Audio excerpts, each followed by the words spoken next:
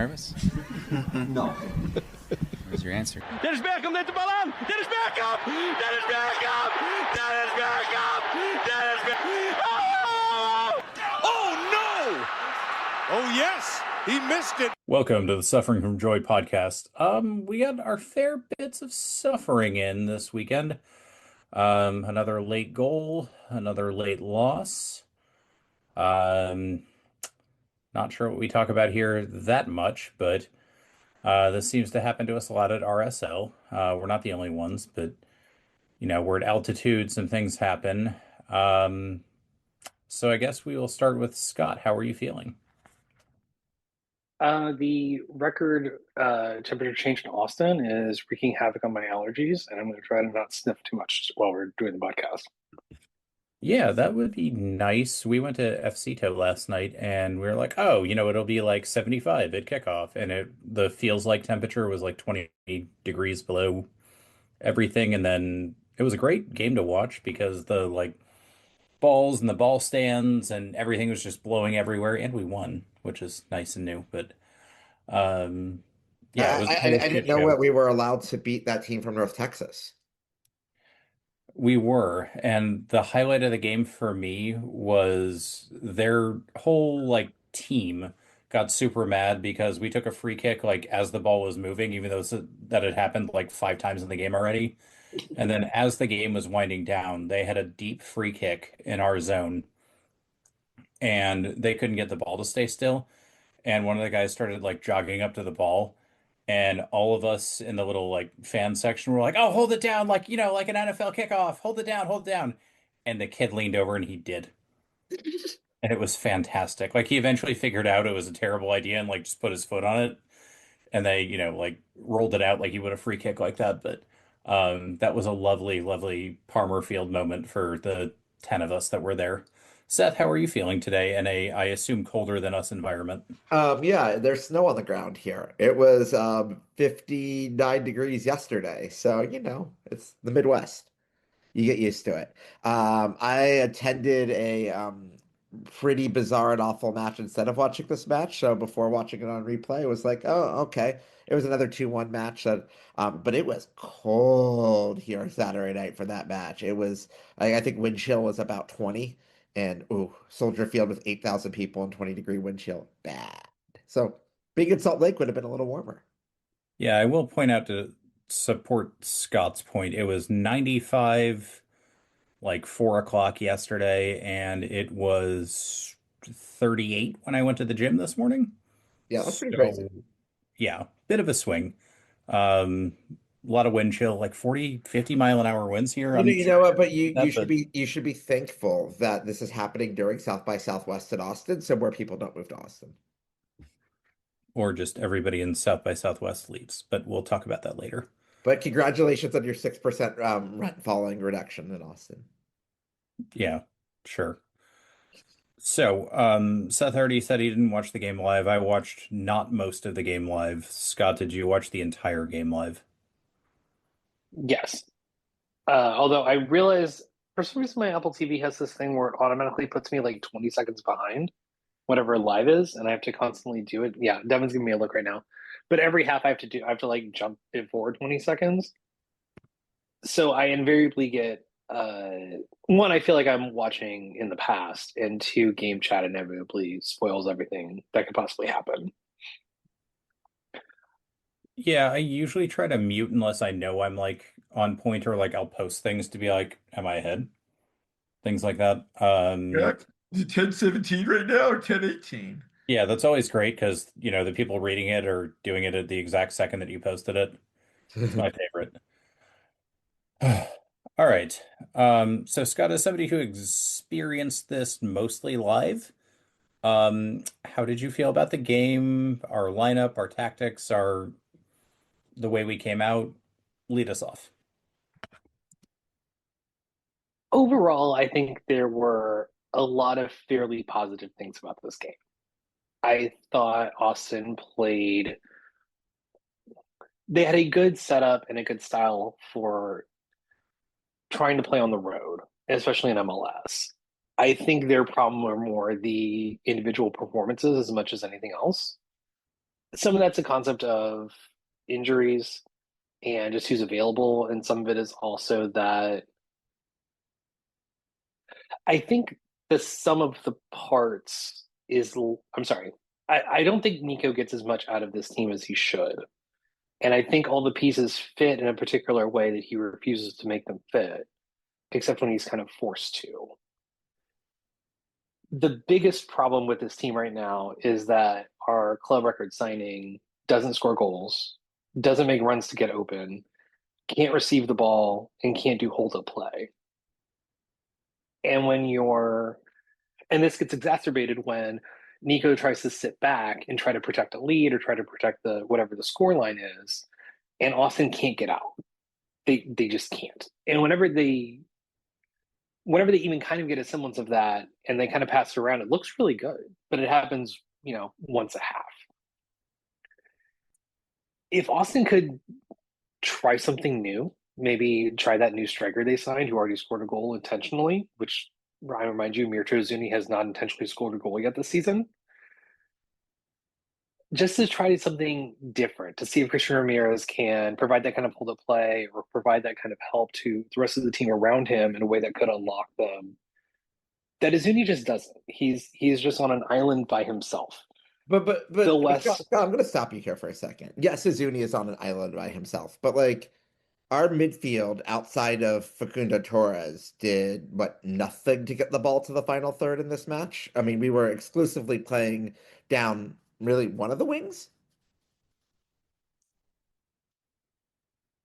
I agree. And there's this great clip going around on Blue Sky of Izuni blatantly choosing not to make a run to link up play by cutting inside where there's a giant amount of space, and instead trying to make some kind of back post run that doesn't make any sense if you're trying to actually get the ball.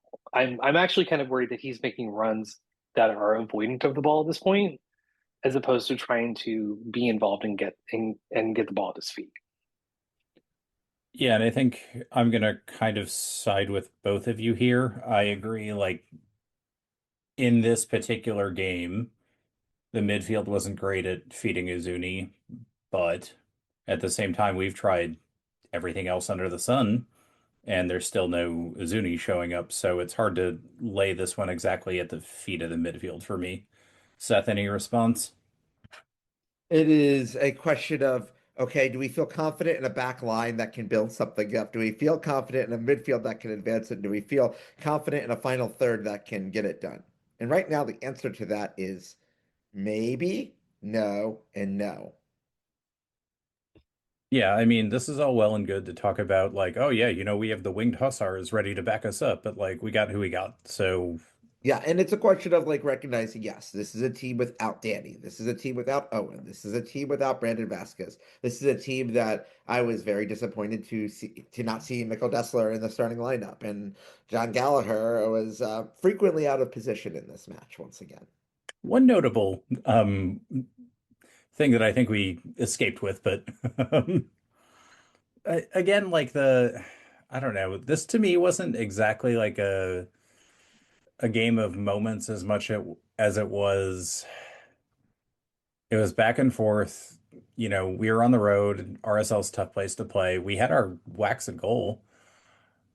We weren't clinical. They weren't that clinical, but we made a lot more mistakes than they did. And if you're trying to play this defensive kind of style, and we'll kind of talk about Nico's comments about this in a little bit, but you have to minimize mistakes if you're playing defensive, right? And there's just too many mistakes. Yeah. And if we're not going to like in a match like that, where effectively, okay, after, and we obviously we'll go through the goals later, but like from the 25th minute on, with the exception of the 42nd minute chance and Rosales hitting the post in the second half, that was what, 80% on our end of the field? Like it was, if you're going to play a bunker down match, this isn't necessarily the back line you want to have for your bunker down. Let's grit out a point in Sandy, Utah. I think Torres had the post too, right?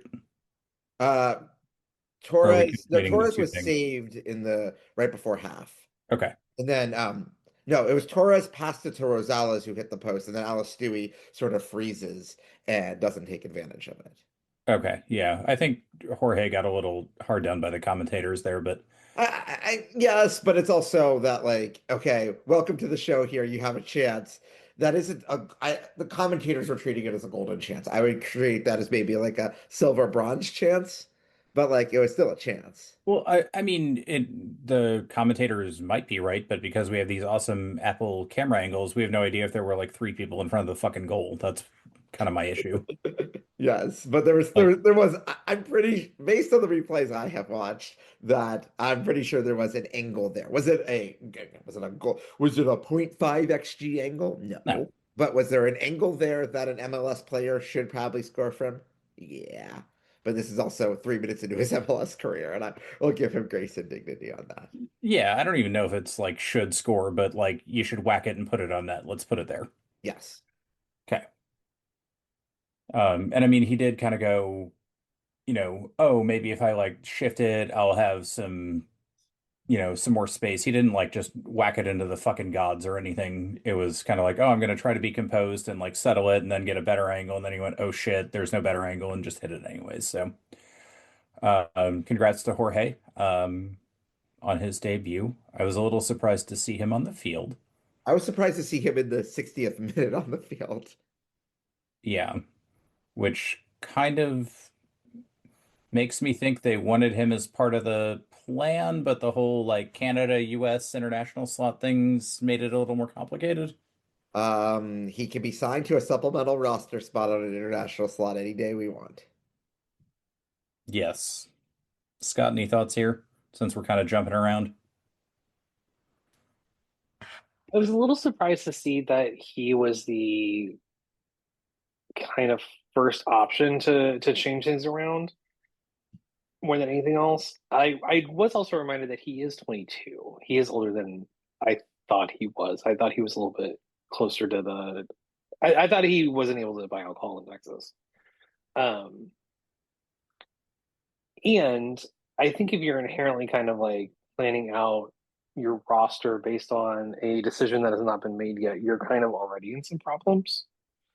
Uh, in terms of like the domestic players and how they were going to count. I do think that we're probably going to see him pretty consistently, just based on where the club seems to rank him, especially with Danny and Owen out. There's still just a drop off there. I don't know that either of them do better with that chance, but it was almost a thing where he was almost too open in the box. Like you could tell that he was kind of like, oh no, wait, there's nobody around me. What am I doing? And then just that hesitation cost him. Yeah, and I don't think it's like not a chance or anything, but it did feel like he got skewered a bit because he was the new guy, at least on the broadcast. I Yeah. mean, this is also just the regular reminder that you can listen to alternate broadcast on Apple. And yes, I understand that you may not want to listen to the Real Salt Lake announcers, but they at least would understand what's going on with one team, whereas the Apple announcers understand what's going on with zero teams. Good point. Good point. Um, I mean, we kind of came out exactly how I thought we would. Any surprises for you guys on the lineup or general like initial push in the game?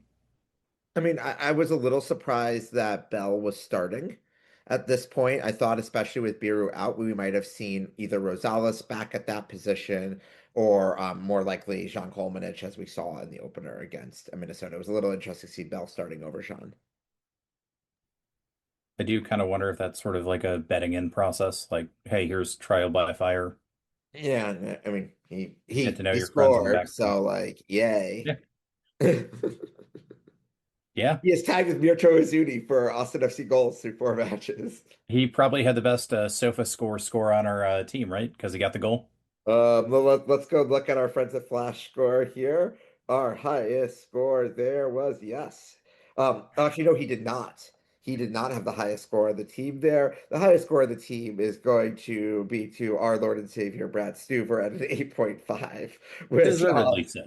which was I mean, there's not many games where you can give up 2 goals and get an 8.5, but yeah, he was already going to be my stock rising after this because that some of these saves he made in this match were just outrageous. Yeah. second but we will give Scott the credit because what was Mirto Uzuni's number on Flash Score for this game? 5.2. Scott, 5.8. 4.9. Damn. That's one of the lowest numbers I have seen. Like that is, yeah. So I That's saw Phil West pointed out that he only had 18 touches, and I saw another tweet today that he only received one pass inside of the box. And at some point, there's not even a point of having that player. Like he functionally is not helping you in any way, shape, or form. We're past that point.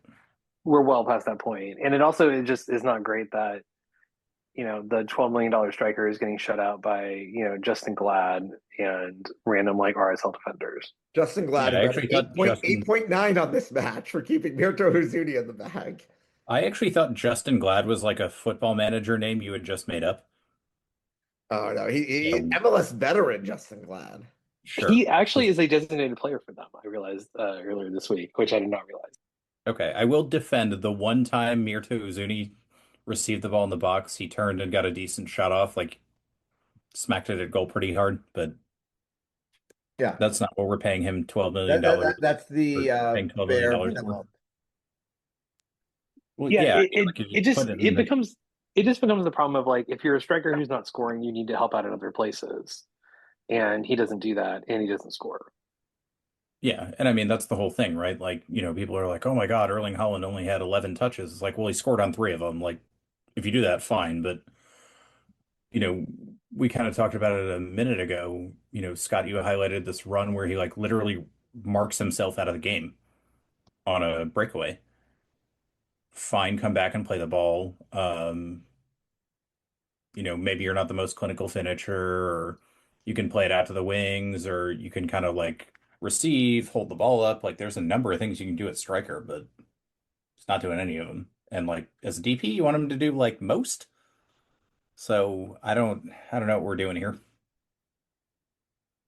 You guys want to talk about the goals? Sure. Okay. Our goal. Good goal. Good goal. Another set piece again, ole ole. Yeah. I mean, it's honestly Facundo Torres is I can say this through 4 matches where the guy who hasn't scored a goal is the best piece taker in Austin FC history. Diego Fagundez has already lost that lore at this point that I don't like. I am excited to see what he's going to be able to produce with a full roster. Are Austin FC ruining football by scoring off set pieces? No, I mean the fact that this game is called football and that we have scored 0 goals with our feet so far is more problematic. But we are fine. We are fine if you're winning games doing this. It's perfectly fine. Just as yes, do your brethren in North London play the prettiest football in the world? No, but you guys are going to win the Premier League for the first time in 20 years, and you're going to be fucking happy about it. Scored more goals than everyone. Yeah. They don't ask how; they ask how many. Exactly. And they don't ask if you did it on purpose, Mirto Uzuni. Maybe we do, but No, I thought it was a good goal. I think it's also a sign of, Seth talks about being a little surprised of John Bell starting. One, I think Colemanich might be in the doghouse a little bit. And two, I think Nico might just be valuing players who are able to be on the end of set pieces because he's finally understanding that that's how this team's going to score. yeah, I think Nico looks at Mr. Colemanich as a niche piece of the team, which is not necessarily unfair, and kind of said, hey, we don't want to give up anything easy in Salt Lake. Let's get Bell, who's a big presence, not really play like a back three, but kind of a back three in there, and makes sense to me. Gets a great header on the ball, heads it down, heads it in the corner. I don't know what more you want. Yeah.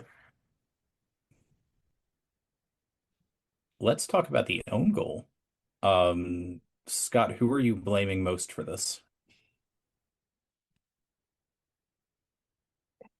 I'm going to blame Svatok because I think the goal mostly happens because his body is not positioned correctly to make that play on the ball. If you look at where his like shoulders and his hips are lined up, they're lined up at best like square to the ball. And as soon as the ball goes to the goal side of him, his body has to adjust to it, and he's essentially facing toward the goal. if he had started from a position where his body was facing away from the goal, even if that happens, just based on how his body's positioned, the ball's not going to go that direction. And at the same time, he's unlucky that it just happened to happen that way. Yeah, that it came off him that hard, that it came off him directly into the corner. That's why we've been hammering on this for years and years, like smack the ball across the corridor of uncertainty. Things like this will happen. Seth, how about you? I mean, I 100% agree with Scott there. Like, you get to the point of you are sort of a traffic cone and you're hitting the wrong way. Like, that was what that was. Like, yeah, freak things like that happen. Still not as hilarious as the own goal in Charlotte, but equally unfortunate. Yeah, I think what a lot of people missed on this is how absolutely nonchalant and zero there Rosales is to close down the cross in the first place. But it's also like a team shouldn't score on a cross where I don't think there was a single RSL guy in that box. You don't know that though when you're standing there. That's true, but like just some spatial awareness of the field is always required, and it was lacking Yeah, I mean on maybe multiple points. maybe this is my inner center back fullback, but like crosses that don't come in can't get scored. Yeah. Close him down. Make him harder. Don't let him like whip that as hard as he can like into the six. And to be fair, that's something that we've harped on Austin FC not doing for seasons now. Years and years and years. It's weird this keeps happening. Um, yeah, and then we moved into the second half. We kind of talked about the subs a little bit, but there was a lot of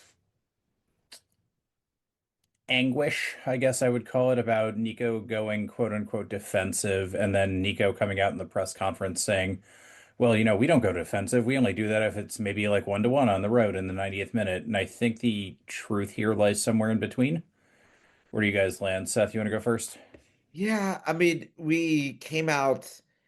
I'm not going to say we necessarily were defensive, but we did, because that would imply that we were actually playing defense. um, we definitely let them have control of the match, which, like, okay, you're playing a team at over 4,000 feet above sea level, like that. It's 1-1. They're more used to these conditions than we are. We bring in a guy from Seattle who has Seattle has an even more sordid record in Sandy, Utah than we do. We get to a point of, yeah, like yes, like they're going to have a majority of the possession, but like we weren't really set up to be like we're going to let them have the ball and be like Minnesota last year counter style of like we're going to get 5 to 6, 7 counter chances. We got 2 or 3 decent chances in that half. That's not going to be enough to get even a point in most cases. And yeah, like because of Stuver's heroics, like we almost got to it, and then they hit a little line drive through the hole there, and that's 2-1. Yeah, let's talk about I guess, Scott, do you want to jump in here before we talk about the winner? I'm not sure if Nico Estevez understands that other people are watching the match and have opinions and can see what's going on and how the game's being played, where the team's line of contention is, where they're set up, and sit there in the press conference and act like he didn't go to a defensive style. Because he did. Like anybody who watched that match can see just where the players are lined up and what they're doing, that's what's going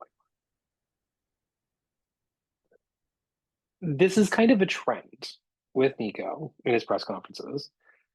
Because as he also said that, Joseph Rosales never played left back.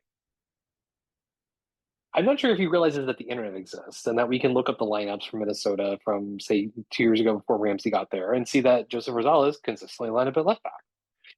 And at some point, it just hurts his own credibility with the fans to say things like that because we are watching the game and we can see it. And he can't just say things that make us try to not believe what we saw. I don't think going 5 at the back was bad. And if you're going to go 5 at the back, then I think you need to do what Minnesota does or did under Ramsey, which is that your wingbacks are really forwards or wingers who have the pace to get forward, and you're using it as a ploy to get space behind to utilize that speed. I think Austin has a decent amount of speed to do that. I don't think it was on the field in the second half, especially when they took Nelson off. But that wasn't a team that was trying to counter or break out or any kind of concept of having any semblance of an attack. Because even if you look at like the game flow momentum, like Austin has literally no momentum after the 64th minute. And looking at what happened to the lineups and subs, he brings on Alistair for Nelson, which I think is kind of a more defensive sub. Savovich for Dubrsarski is kind of even. And he brings on Djordjevic or Bell, which is also kind of even. Fodor's on the bench, Ramirez is on the bench. Like, it's a 1-1 game, and you could have done some things to try to get the attack going a little bit, or just give, Torres somebody to play off of or something else to do. And Nico actively chooses against that. But it's like, why can't Jaden Nelson go 90 minutes in a match? I mean, we Supposedly there's a took him off hamstring because he was issue. hurt. Yeah. Fine. I was about to say, for someone who is like, I wanted to move to Austin to play in the World Cup, these performances so far do not look like he's going to be watching it from the stands at BMO Field in BC Place, not on the pitch. Fair. But, he still has time to prove it. Please prove it. Yeah. Shut me up. And maybe that's what he's saying, like, play me a few minutes in weeks 3 and 4 so I can recover and actually, show you my medal in the, whatever we have, 6-8 weeks before or between a international break in the World Cup. That'd be great. But I do want to kind of like come back to Scott's point, and I think this is where a lot of the dialogue got lost. Like, yes, Austin went more defensive, but like you can be more defensive and say, hey, we're going to give up these 4 kind of half chances and we're going to play more defense, but we're going to get like 2 great chances on the break. Or like that's your theory, right? We didn't do either of those things. We just sort of slammed back a bit. And I'm with Scott. I think if you're going to do that, we made the wrong changes. You need runners. I know we harped on this already, not Uzuni. You need somebody who can hold the ball up. You need something that can make that counter happen. Because at this point, like, Uzuni's just a fucking dead zone. And if you're going to play out of the back, you can't have that at center forward. You can't have that at center forward regardless. Even if you have Lionel Messi passing him the ball, you can't have that at center forward. Completely agree. I'm just trying to contextualize it even further. Like, I don't want to just sit here and be like, oh shit. But like, I want to point out all the ways in which if we had like somebody who could do, like we talked about, like 1 or 2 or 3 of these things, that'd be a huge improvement. That'd be great. Just somebody who would be able to competently hold the ball up and pass it off to Torres or somebody else behind them to like get a semblance of a counter going would be a huge improvement. And that's kind of the hope I think of Vasquez returning, is that he can really do that, and he could link up play with, wish casting, some kind of like Christmas tree formation with Owen and Torres behind him, just kind of like running around and having freedom to play. But you can't do that right now, not just because Owen's out, but because we don't have a forward who can provide that kind of hold up play. I do wonder if we're over-indexing Owen's impact when he comes back too, with how bad some of this looked on Saturday.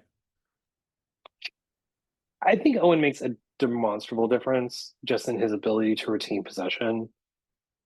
And I think he's also going to get somebody who, because ultimately I think the person who gets sacrificed is whoever's playing left back, and then Rosales moves to left back. And I think that's inherently a like big upgrade. Think or hope. I guess it's more hope because, as Nico said, just Rosales in the left back despite all of the appearances of left back over his career. And that just seems such an obvious way of how to play this team, is that you get Torres and Owen in kind of more free roles behind Vasquez. You put Jaden Nelson on a wing. You put Rosales at left back. You put Danny and Ilya or Dubsarski in the middle. Duster's your right back, and you pick center back Sejour, and you go from there. And I think that's a pretty solid MLS team. I just don't know that that's the way the coach sees it. And that's a bigger problem. I think we're also running into this problem of, we've seen this for a year. We've seen Nico's lack of substitutions. We've seen his inability to change or use subs to make prominent changes on the field of how the game's going. I think he, for whatever reason, had this reputation as being a tinkerer in Dallas. I think that was more a function of their injuries and him just trying to find something to work. And in Austin, he is not doing that actively. I don't think he's somebody who really changes things very often. I jokingly refer to him as Mr. Run It Back because he tends to always pick the same lineups and make the same subs. And I think fans are just kind of getting tired of seeing the same thing over and over again when we would rather they at least try something different in a way that is bad. Like instead of being bad the same way every week, we're bad in different ways every week. So has the Nico having positivity and just generally not being Josh Wolf thing kind of gone stale?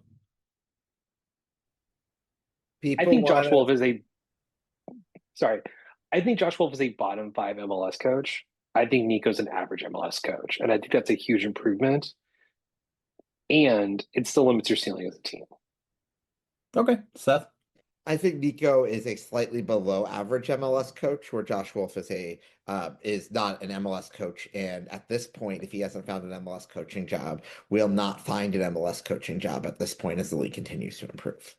I'm more inclined to side with Seth here.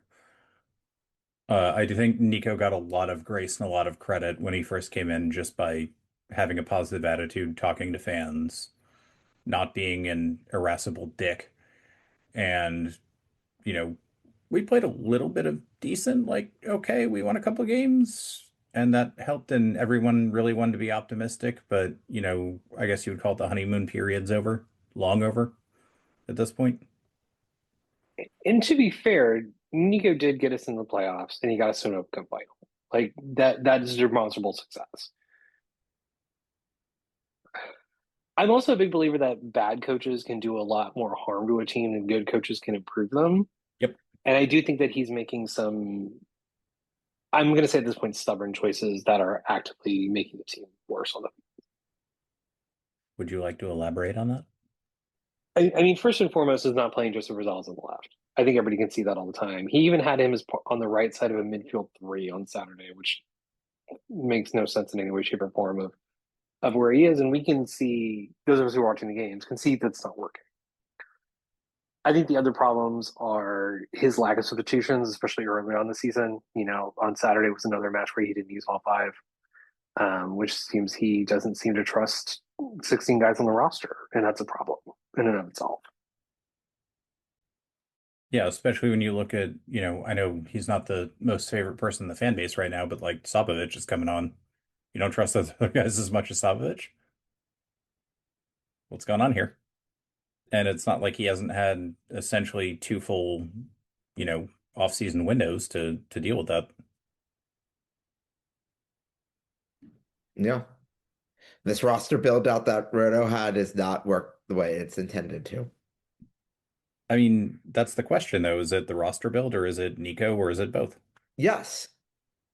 I agree. I would say like again, like I will defend my point from earlier of like Nico has been given we have a slightly below average coach with a average MLS roster when healthy, and now he is working with a below average MLS roster right now, and we are getting below average results. Yeah, and the Dawn does not look great. No, it doesn't. And oh, wait a minute. We get to go play on Saturday against a team that hasn't conceded a goal in league play yet. Oh, we beat him last year. We'll be fine.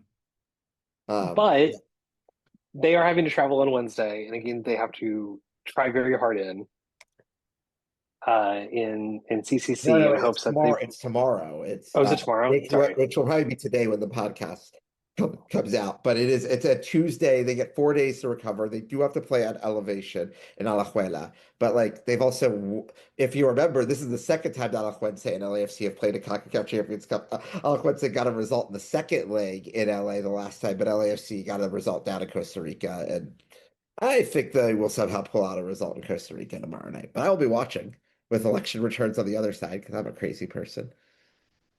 Yeah, just for reference, we're recording during the current second inning of Venezuela against Italy in the World Baseball Classic on Monday night. So if everything we say turns out to be bullshit, it's Brad's fault because he's stuck in near an airport in Atlanta. All Yeah. right. Well, we do have to talk about the winning goal. And Seth, you kind of mentioned your thoughts a little bit.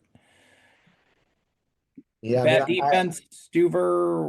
What's the deal here? I mean, I am not of a blame Brad Stuver for this goal. Like, it is okay, it's that ball should not be getting to the box in that way. Okay, we are in the final 5 minutes of regulation. If someone is within 30 yards of the goal, we don't let them shoot. And we gave um, this Dutch guy way too much space, and he took advantage of it. Scott? Same. It comes down again to not closing it out. I think it's also a better strike than people want to give it credit for from the distance and kind of the. I thought the height he had it at by the time it got to Stuber made it a trickier save than people thought.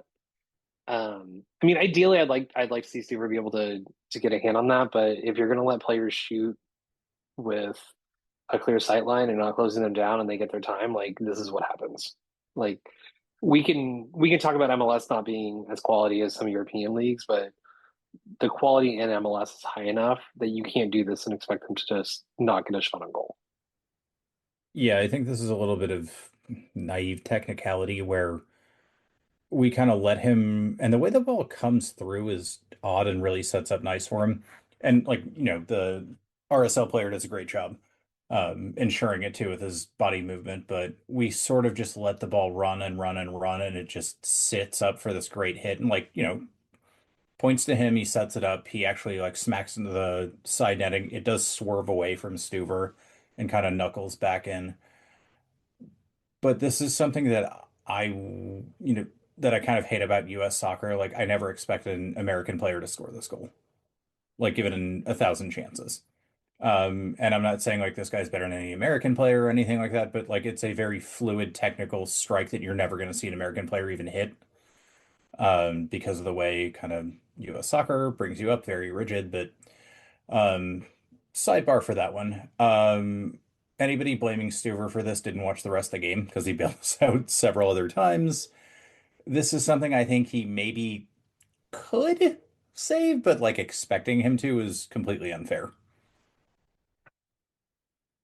I think every season there's a handful of goals that Stuber doesn't look super on, and people harp onto those as opposed to looking at all the saves he makes that keep the game close. Yeah, and part of this too, that like again, this is kind of like harking back to like people who haven't played decent level soccer. Like, if you were a keeper, and like I'm gonna go ahead and tell you right now, I've never played keeper at a decent level. Like, this is hard to see for a keeper. So I think he sees it late, and like the swerve and how hard he hits it is just, and he's probably tired. Had a big game. I think if he hits that in maybe like the 25th minute, maybe Stuver gets to it, but it's a 1 in a million shot for this guy, and it went in. Yeah. One of the hallmarks of Brad Stuver is watching the goals that get scored on him. If you look at the Minnesota goals, he has no chance on either of those. He has no chance on the first goal on Saturday. There's no way that he is going to save a shot that hits his defender and goes right in. You just can't. Same with the second one. I think it's harsh to blame him on. I do agree with the concept that maybe earlier in the game he gets it because Salt Lake had sustained such steady pressure the entire second half that does just wear on players, not just physically but mentally. Seth? Yeah, I mean, he gets to a point of like, okay, like you're sort of like you almost get to this point of exhaustion if you're Stuver of like, I have bailed out your asses so many fucking times at this point. Like, you gotta give me a break here. Yeah, and I think, you're There's a hinting at reason why he was the leader in saves for the last 5 years. And it's not because of him being as amazing. He's a great goalie, but it means how many chances got to him. Not the first time any of us have said this on this podcast, but felt like it needed to be repeated. yeah, and I mean, you hinted at it, Scott said it, it's mental fatigue as much as physical. And 100%. you bail your friends out like 14 out of 15 times, and then everybody rags on you and you don't do it the 16th time. Well, Yeah. what are you going to do? Yep. All right, shall we move into the format? Yep. All right, Seth, who is your stock rising? Well, I've already said it earlier on this that, and we just talked about him, but Brad Suver, some of those saves that he made, yes, he let 2 goals in, but like he felt like he was actually a flying Spider-Man, Superman, whatever you want to call it, like double saves on the side, like just that match would have been 5-1. Like, oh, wait a minute, some other matches that we played at RSL if he hadn't played like that. Yeah, that could have gotten bad in a hurry without him. And especially with Diego Luna, we actually, honestly, wait a minute. We have been 40 minutes into this podcast and we didn't mention that two of their best players, Diego Luna and Victor Otanji, came back into this match, and they weren't actually the difference makers in this, which is kind of surprising. Their third sub was, though. Yeah, well, and we kind of got, I'm not going to say we got like run off the field or anything, but we got peppered a bit without them on the field is not the greatest look either. I will say we also haven't really given a lot of kudos to Xavier Gozo, who looked outstanding in that match. Yes, Justin Glad might be the highest rated player, but Gozo taking on people one-on-one, I would be okay if Mauricio Pochettino wants to give him the final spot on the U.S. men's national team at the World Cup. If you want to have someone that you want to have come on to the final 10 minutes of a match that will just undauntedly take on players as a super sub, interesting. Well, we have several other problems, but We have many other problems, but that's not this podcast discussion. We can talk about that in late May. oh no, we'll do that one, don't worry. But not today. Scott, who is your stock rising? I'm going with Facundo Torres. Seth mentioned earlier he's probably the best set piece taker in Austin FC history. Here he has 2 assists on the season. So all of those soccer stat nerds who were complaining about expected assists and his lack of them can hopefully never talk about it again. I've noticed they don't reply to the Austin fans shit talking those tweets, so they probably just decided not to continue that narrative that they've been proven wrong. Yeah, and I think the big thing for me too is like vibe shift where it actually feels like we might score a goal going forward. I know there's like other contributing factors, but there is some excitement when you see us going forward. It does feel like he makes the right decision, the right pass. He opens things up. Um, there are a lot more things that I think could happen if we open up the team a little bit more. If you want to sacrifice the defensive side, fine, debate to be had, but um, I think he's been a very, very good addition, even above the high expectations we've had so far, even with the kind of defensive, not exactly highest goal scoring season we've had so far. I'm gonna go stock rising for narratives because a lot of preseason narratives are looking pretty fucking good right now. Nico doesn't know what he's doing. Roto fucked the setup on the team. Izuni is still useless. We're fucked without Owen. We're fucked without Vasquez. Dessler has injury problems. Pick your favorite, but they're all looking pretty good. So, anybody have any counter narratives, or should we all just nod and be sad? Okay. By the way, Scott, your hair looks great today. All right. So stocks falling. Seth, how about you? I think we got to go Jaden Nelson again. Like, you can't have to get through, like, I don't know. I was really hopeful that we could have, like, okay, we could have multiple dynamic wingers on this team. And I see the potential of him, and I just don't see the execution of him yet. Maybe it is a hamstring injury. Maybe he will shut me up, but like, show me something. Yeah, I think he's rapidly running out of the like, okay, promise, promise, promise. Give me some end product. Yeah, we don't want him. I don't want to be talking about him in match 4 of next season the way we're talking about Izuni now. I don't think we could, but understood the point. Just dollar amount wise. Yeah, of course not. But like, if you're coming here expected to be a starter on this team and you're not able to consistently start and add to the goal assist tally, build up tally, that's a problem. Yeah. I'm gonna go ahead and jump in ahead of Scott here and do mine. It's Izuni, and I watched this game mostly on delay, which I think gives a little different perspective. I usually almost always prefer to watch live, but you do kind of, you're less emotionally involved. You already know the result. You can kind of see what's going on. You can do a little more analysis, but watching this game, and Scott pointed out a few things already, the runs he makes are literally marking himself out of the game and saying, I don't want to be there. And if you're, making league minimum, that's still not good, but it's a little more understandable. But you're the club record signing, go get the fucking ball. Like, this isn't like a highly super tactical, to an extent it is a league, but like, if you were a good enough player, go get the ball and make something fucking happen. And I'm tired of standing up for a guy who can't even hit a fucking penalty.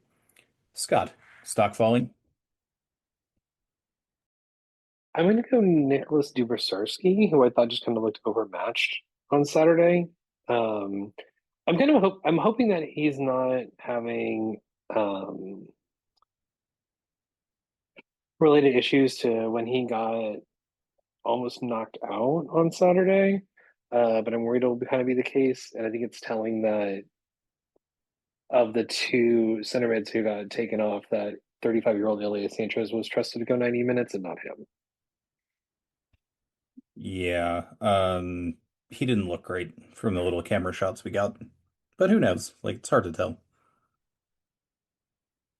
So hope for the best. Yeah, especially with Danny out for quote unquote at least a month. Need all the help we can get in midfield. Yeah, no, I don't know. We have LAFC and Miami coming up next. At least we have a week off for the international break. But yeah, I don't expect to see Danny. If we see Danny before May, I'll be thrilled. So Get this are we read. expecting Miami Stadium to be done for the fourth? In theory, yes. I am expecting it to be the biggest shit show of a match I will ever attend in my life. And if we get the announcement that it's going to be at Chase, someone wants my ticket for whatever price at this point, I can get all my stuff refundable. I'm not dealing with that. They Um, keep posting pictures and videos of the stadium that make it look like it is not going to be ready in I 3 mean, weeks. they claim that the sod can be laid week of the match and they can still play there. in fucking Miami? Well, I mean, they've been growing it elsewhere. Like they're just like moving it in. No, but still, like, it takes time to set. That they claim that they have to. I expect the match to be comical. Like, I don't expect there to be like enough beer in the stadium. I don't expect there to be I don't expect the sidewalks from like the metro to the stadium to be done. The parking lots are not paved. Like, this is going to be, I'm going for the bit as much as anything else at this point. So, So what Seth, you're what I'm saying is that if hearing. they get sorry, so what you're saying is that if they get like an inch and a half of rain and it kind of like floods a little bit, that it's going to be an absolute like Woodstock level mud mess. I am thinking it could be worse. Like, who knows? See, I was hearing we should put the absolute longest, screwiest, hardest studs on into the bottom of our boots and just have a good old time. Yeah. Go a little 70s leads on them because that's what the pitch will sound like. So, I don't know. Um, Seth, you will be there, rain or shine. I will be there if it is in the new stadium. I will not be there if it's in the old stadium. Okay, fair enough. Yeah. You may have to like live stream part of that for us. Oh, I will. I will voice note record a bunch of that. Okay, good. We do have to come to our moments of suffering. And Scott is the person who actually watched this game mostly live. I'm going to make you go first. Thank you. So I'm going to harp on the mostly live part, which is that I didn't realize that I was 20 seconds behind until Salt Lake scored the winner. And not just game chat blew up, but also a side group chat I'm in blew up at the same time. And me looking at my phone and looking up at the screen and being like, oh no, this is about to happen. But then I wasn't able to fast forward 20 seconds and it just got like after the goal and it was totally fine. I mean, that sounds pretty bad, but I'm also a psycho about these sorts of things. So, like Arsenal games, I'll literally be like, everything's on do not disturb. Like, I won't look at my phone unless it's like, okay, so and so's dead on the field, things like that. So, we don't get Austin FC games on Universo or anything, do we? No. Okay, that's what I thought. No, I'll share my moment of suffering was a relatively similar thing to this. So I was at, as I was mentioning, I was at the Chicago DC United game, and since that was a 7:30 Central Time kick and this was an 8:30 Central Time kick, I was in a world of like, okay, I'm gonna get back into my car after 17 minutes of stoppage time, and the second I turn on the game for audio in the car is us hitting the post in the second half. I was like, oh, yay, we're attacking. Oh. Oh, and then we did nothing after that. Yeah, that's sort of similar to mine, where I went to Banana Ball to see the Texas Tailgaters defeat the Indianapolis Clowns at Dell Diamond on Saturday, and it's a good time. There were a bunch of half-naked boys playing bad country music on the stage before the game, and some shenanigans. I saw somebody leg out an infield single after hitting a ball one-handed off a unicycle, and another dude pitch out of a rodeo barrel, and all sorts of crazy shit. And so that was a good time. Got out of there. And my moment of suffering is actually like turning the corner, coming into my neighborhood, realizing that there was 15 minutes left in the game and we were tied at 1-1.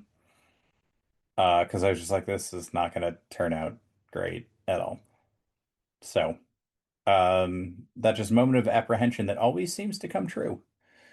And we talked about it after the opening match too. Giving up late goals, not a good habit to get in. Gave up a late one against Charlotte too. I don't know where we go from here, but like getting healthy and coming up with some new ideas might be nice. Or how long do you give Nico if things stay like this, Seth? Okay, so Even let's out look the ahead front at our office. schedule. Like, I mean, LAFC and Miami. If we get any points out of these matches, congratulations. We get the Galaxy at home on April 11th. We need the Galaxy lost at home to Sporting Kansas City this weekend. We have to get 3 points in that match. And I mean, how much more does that late goal in the opener loom now? It's 2 points. It does, but like Nico Aceves is not getting stacked before the World Cup break unless he does something that is off the field related. If we are on, if we don't get 15 points before the World Cup, I think he should be sacked by then, but I don't think he will be sacked at all until we would not qualify for the playoffs. And that really wouldn't even be a sacking if he is actually on a 2-year contract per the press conference that he had initially, but it's never actually been confirmed after that because MLS gonna MLS. Yeah, it's a whole thing, but Hey, but you know what? We have to congratulate MLS on releasing the playoff schedule today after 4 weeks of the season. oh, I'm so proud of them. What did they do right? What did they do right? They have matches every single weekend, and that the best of 3 round only takes 2 weekends. That's not a lot. Um, they managed to put the MLS Cup final on the Friday, immediately a week before Christmas. That conflicts with the college football quarterfinal playoff game. Oh yeah, nobody watches that, right? Yeah, no one at all. I really hope the final is in like Minnesota. Toronto. Yeah. I was gonna Take your say pick. Josh Sargent leads Toronto to the MLS Cup final. No, Orange because that would ball, actually make orange ball. MLS happy. No. We get the ultimate sicko scenario here. That I actually saw someone mentioning this on Blue Sky earlier today, so we got to give them credit. The Fire make it to MLS Cup final. They are hosting it. The Bears are playing at Soldier Field. That's Saturday or Sunday, so the game has to be in Bridgeview, where it is 15 degrees and the blizzard is blowing through the no shelter of the stadium. Perfect. That's way too plausible. Yeah, with Scott, that's way too plausible. I just from a basic logic perspective, like why would you do that on a Friday night? Like that just inherently doesn't make any sense. So the reason you have to do it on Friday night is that you have, oh, I don't know, multiple teams that play in the National Football League, and that on the Saturday they could host NFL games because that is after the Saturday blackout. So that if Seattle or if New England or Atlanta, well, this Atlanta team ain't hosting MLS Cup, but are hosting it, that you have to have the stadiums available. But Seth, the voice of reason says from afar, why would you do this stupid fucking 3-game first round thing in the first place when you don't have to with an international break no longer fucking up your playoff system? Because that they decided to, oh, I don't know, they didn't decide to rewrite the playoff rules because the competition committee was focused on the 27 playoff design rather than the 26 playoff design. It just took us 30 seconds. Uh, Devin, they see that they have guaranteed Apple TV a certain number of days, and that's what they have said. Even though, obviously, a best of three, oh, I don't know, doesn't actually guarantee you any actual extra games. I mean, the two legs, fine.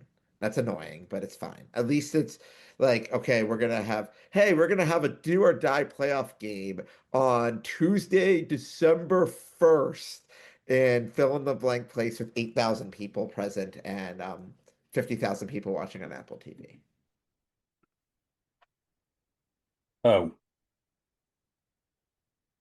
okay. Thank you for explaining that. Should we talk about the good things that happened this weekend? Um, sure, you can. Yes, your son Max Dowman scoring. He's not my son, he's my grandson. Um, and him almost trying to choke out Victor Gyökeres was fantastic. But I was talking about our beloved Dorking Wanderers are now how many points clear? Cinco. 5 points clear? We got what, 9 games left, 8 games left? Yeah, 9 games left. Cinco points clear to the Cinco division. Yeah. It's exciting times in the National League South, guys. So the question is, what do you guys win as Dorking shareholders if Dorking gets promoted? I get more messages asking me for money. Scott? Yeah. It's trying to crowdfund a new striker. That's always a. Or do you want to sponsor a new striker? Is there Yeah, are the theoretically, we're not supposed to are, give like details on this, but that is a thing that did happen. It didn't not happen. Nobody's I monitoring this show. okay. I kind of thought that like that was vague enough as a like this is just a plausible thing that could be said and not what actually happens. But being invited to a WhatsApp group that is really just like them reposting tweets is really kind of like a wild thing that I was not expecting. Be glad you're only in one of them, because I get the same things reposted in others. Yeah, Anyway, we'll I have talk to no Mark again in problem. summer. Yeah, we'll definitely talk to Mark again. No, I mean the other great thing was that United beat Villa. Bruno uh, set the record for most assists in a season by a United player, despite how Amorim wasted him as AD playing midfielder for 20 games. And also that set pieces matter and are great. Oh, that's a nice development. I didn't know about that. I don't know. Set pieces are great, but my team just can't defend. And I was watching as both Liverpool and Freiburg both gave up goals in the 90th minute or later at the same time on the same. Not good times. Not good times. No, Seth, the problem wasn't that you gave up a late goal because that was inevitable. So that was. It was that you missed 19 like 4-on-2s I where mean, you but didn't even get a that's fucking just shot on goal. that's just Arnie Slot ball. Also, Arnie Slot. Arnie Slot's not on the fucking like we should be able to put 4 Austin FC players out against the best Premier League defense in history, 4-on-2, and they should score more than 0 out of 19. I have no words. I have no words. Also, just as disappointing, like we're all rooting for the funniest outcome, and the funniest outcome is that Tanu gets it down. The second funniest would have been Chelsea correctly being docked points for blatantly cheating and winning off of it. And then instead of being punished in any way, shape, or form, they got a minor fine and get to keep all the trophies and silverware they won. But I legitimately think that a 20-point Chelsea point dock would have been a perfectly fair and reasonable solution. But the But they're funniest, but we are not talking about the funniest thing that happened in English football this weekend, which was not Liverpool, which was not Arsenal, which was not Spurs related, but one that you might not have seen. Did either of you follow the Millwall Blackburn match on Saturday? I did not, but it sounds like high comedy already. Oh, it was absolutely high comedy. So in the 54th minute, Millwall went ahead against Blackburn, who is near the bottom of the championship table, And at the point, they had got themselves into second place. And if they had held on for the win, they would have gotten themselves into second place into the promotion zone, where we still have a world where Millwall could be promoted and West Ham be relegated, which is also one of the funniest plot lines of the season. Millwall managed to get a straight red 5 minutes after this goal and then conceded 2 goals with 10 men to Blackburn Rovers at home and managed to lose the match. I would like to say unequivocally, other than that one guy who beat up a dude like throwing acid on people on a bridge, yelling, "Fuck you, I'm Millwall." Fuck everybody associated with Millwall. But it would be hilarious if they make it up to the Premier League while that lot up the road get relegated. Yeah. I mean, we Or, could or have conversely, yeah. I was going to say, or conversely, we get Millwall, West Ham, and Tottenham all in the Premier League. That's the dream. That is not for London police, I but was going to say, I think everyone in the greater London area would have their taxes go up because of the amount of police that they would need to fund for that. No, it's fine. the police in like 20 years will like be sitting there drinking and being like, remember that magical season? All that OT we clocked. Why are there no tube lines in parts of London? We had to balance the budget. The same. Well, the question is, would Sky or would they have to sign like a new deal with like Amazon Prime or something else to like raise the TV contract to be able to afford all the cop overtime? They wouldn't think that far ahead. Or literally like at all. Yeah. Well, if somehow Manchester City get punished and get sent out of the Premier League, that'll cause the Premier League to fold from lack of money. You've seen those tweets, right? The people trying to make this argument that like City dropping out will somehow ruin the Premier League, and it's like, no, everybody wants this actually. Yeah, it's. I'm with you, Scott. Here, this whole Chelsea quote unquote punishment is a very big delineation of you can spend your way into too big to fail. And that shouldn't exist in the first place, but Well, so I understand that Chelsea got new ownership and like self-reported it, but that doesn't change the fact that they cheated and won. And if you're still just saying Chelsea. like, yeah, like if you can cheat and win and then just sell the team before anybody finds out about it, then like you've basically come up with a foolproof way of skirting the rules every 5 years. Like Well, so the cheat for question 5 is, years, sell the team. Like or you sold your women's team to investors and then bought it back from yourself. You bought Strasbourg to offload a bunch of players there. You sold your team hotel to someone else to balance your books. I mean, the question is, I mean, there's going to be Parking real lots. there's going to be real competition to this process here, where we could see how did Chelsea, who's going to win the FIFA prize for economics this year? Is it going to be Barcelona or Chelsea? There's a lot of levers, man. No, and there's a lot of people. Literally, like 18 months ago, there were people in Chelsea stands holding up like signs like "Bring back Roman." Technically, all of the conditions precedent to closing the sale that the Premier League approved haven't been met because Roman Abramovich still owes 2 billion fucking pounds to victims of his best friend's war. Or is he allowed to contribute those now towards missile defense systems? Well, he's not going to either way, so it doesn't matter. He might. Missile defense systems for who? Missile defense systems for countries that Israel, maybe. Yeah, that was where I was going at here. And maybe that in exchange for Chelsea's vote on 115 charges for the UAE as well. Who knows? There are, for those of you who weren't paying attention, Chelsea were found guilty of essentially bribing agents under the table to the tune of 50 million pounds over the course of 8 years, including Eden Hazard, and they were fined 10.75 million pounds, which, adding Eden Hazard as a youth player, like that definitely didn't add 10 million pounds to their value at all or won them a bunch of trophies or anything. Nothing like that. And one of the guys who is partially responsible for this has been promoted by the, bully administration multiple times. He was quietly let go with an offer for a future job today. Didn't get mentioned a lot in the headlines, but they were also given a 2-year suspended sentence, which for those of you who don't speak legal means nothing. Unless you we violated the rules in front of the high court, and then they take the time to actually punish them within those 2 years, suspended transfer ban. and they are not allowed to ruin the lives of 16-year-olds for 9 months. So I thought a gestation period was an interesting caveat for that. But enough about how much I hate Chelsea Football Club, who has ruined soccer, among others. But it's okay. They don't score on set pieces.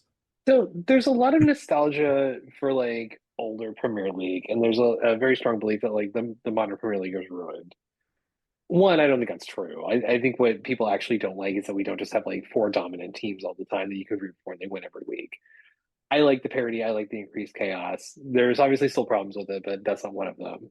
But you can directly tie almost all of the like ideas of like the Premier League being ruined to the Abramovich sale and the Glazer sale, which, for those of you who don't pay attention, the FA does not allow football clubs to be bought the way the Glazers bought United, and they would never approve of a Russian oligarch buying a team again.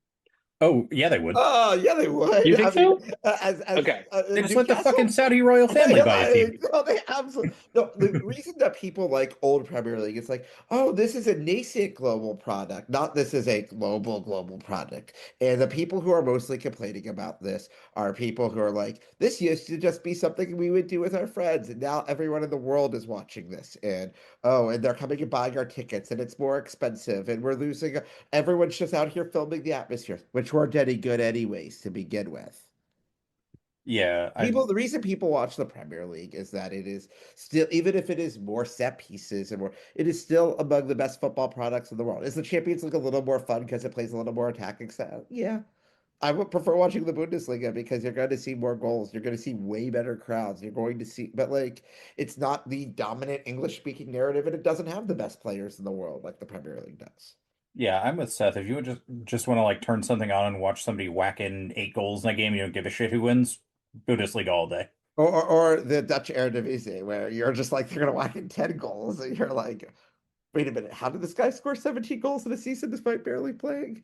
Yeah, but I mean, the defenders are so big, they're so fast. Like Virgil van Dijk is arguably the best defender in Premier League history, and there are like No, 20 people who are arguably.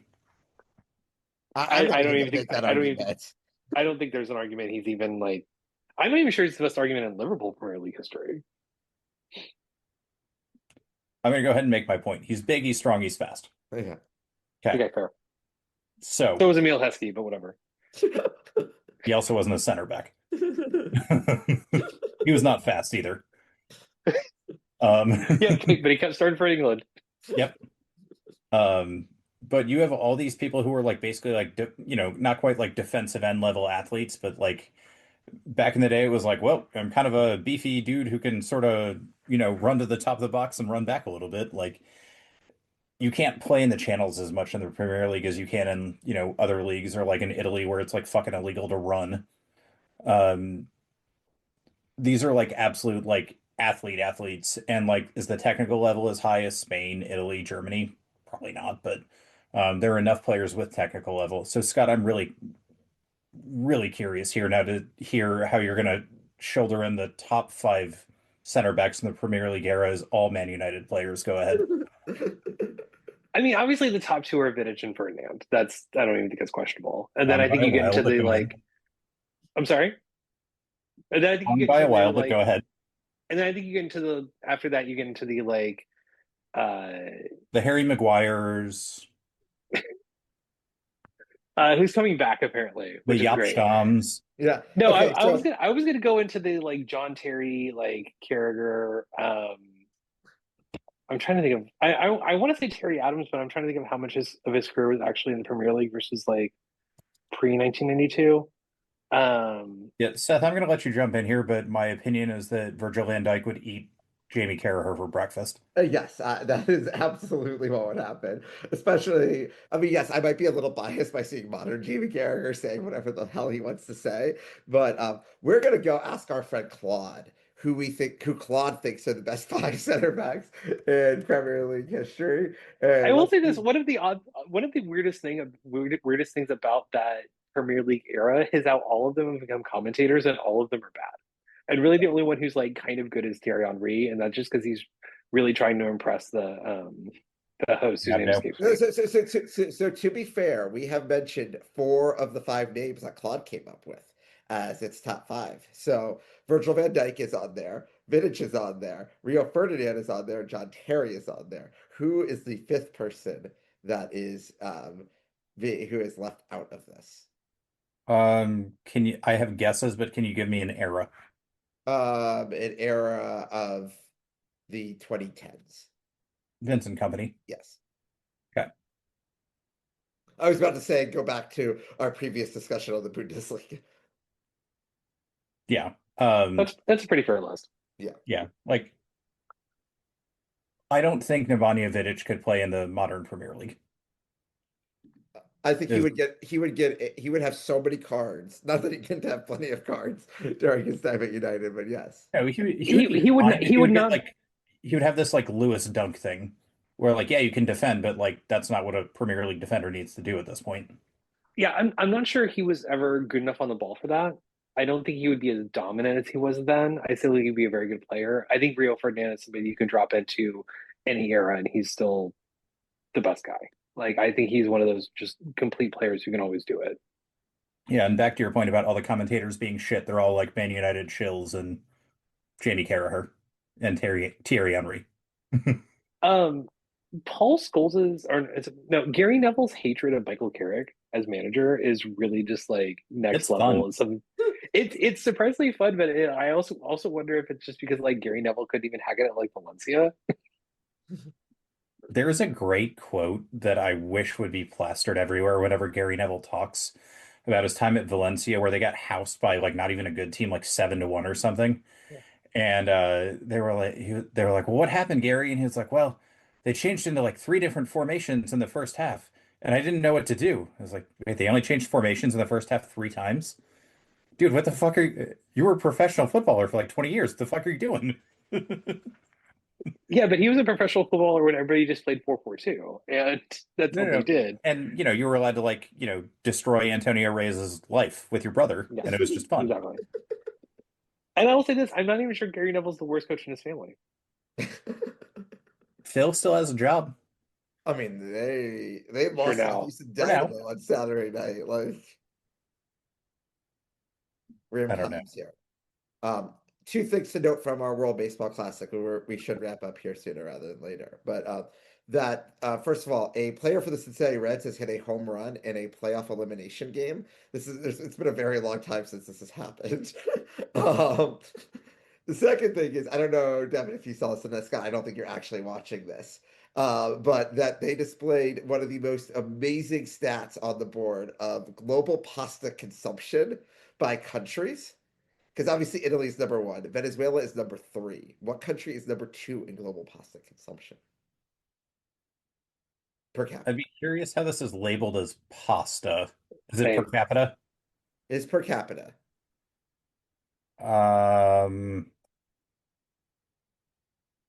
Pasta, UK? No. Okay. Pasta. Canada? Nope. All right. No, I feel like it would have to be a like smaller country, and I feel like it's It's a country that is in the upcoming. It was not in the World Baseball Classic, but is in the 2026 Men's World Cup. That's like half the world. yeah. Yeah, as I'm saying, that's a little we should form. No, What I'm is it? not going to get it. But Tunisia consumes the second most pasta of any country in the world. Okay. They're not very far from Italy. It kind of makes sense. They're not. No. I was thinking it was going to be somebody Mediterranean, but then it's also the question of like what technically counts as pasta. Yeah, what technically counts as pasta is what was hanging me up. I do have the game on, but I haven't watched like more than 3 pitches of it. Yeah.